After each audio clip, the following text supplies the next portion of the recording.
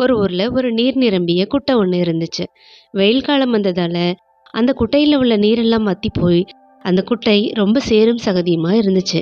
அந்த சேரும் சகதியும்ல சில பன்றிகள் விளையாடிக்கிட்டு இருக்கும்.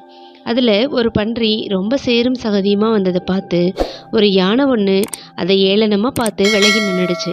அதோட உடம்பெல்லாம் ரொம்ப சேரும் சகதியுமா இருக்குதுன்னு நினைச்சு இந்த யானை ரொம்ப அலட்சியப்படுத்தி சிரிச்சுச்சு.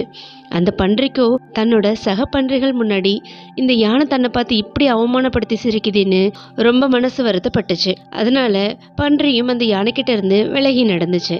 ஒரு நாள் எங்கேயுமே நீர் கிடைக்காததால யானைகள் கூட்டம் சேற்று பன்றி இருந்த அந்த குட்டைக்கு தண்ணி குடிக்கிறதுக்காக வந்துச்சுங்க.